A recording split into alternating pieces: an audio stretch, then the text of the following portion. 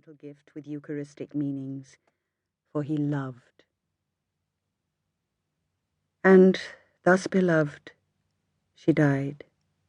I've heard it said that but to see him in the first surprise of widower and father nursing me, unmothered little child of 4 years old, his large man's hands afraid to touch my curls, as if the gold would tarnish, his grave lips contriving such a miserable smile, as if he knew needs must, or I should die, and yet 'twas hard, would almost make the stones cry out for pity.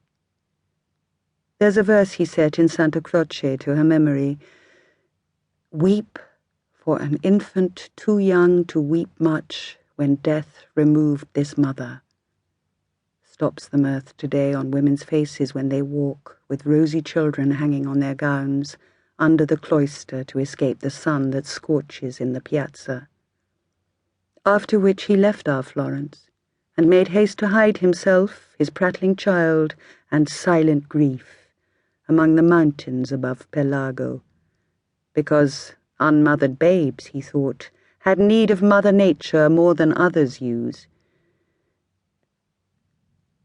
Father, then, and child, we lived among the mountains many years, God's silence on the outside of the house, and we who did not speak too loud within, and old Assunta to make up the fire, crossing herself whene'er a sudden flame which lightened from the firewood made alive that picture of my mother on the wall.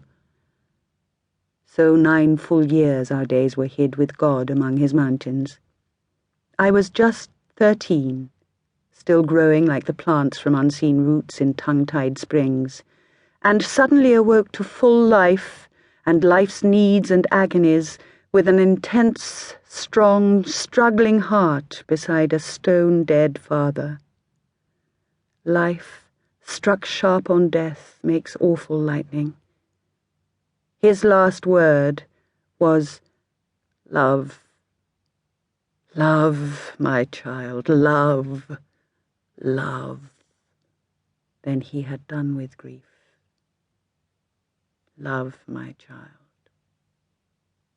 Ere I answered, he was gone, and none was left to love in all the world. There ended childhood. What succeeded next I recollect as, after fevers, men thread back the passage of delirium, missing the turn still, baffled by the door. Smooth, endless days, notched here and there with knives. A weary, wormy darkness, spurred i' the flank with flame, that it should eat and end itself like some tormented scorpion. Then at last I do remember clearly how there came a stranger with authority, not right, I thought not, who commanded, caught me up from old Assunta's neck.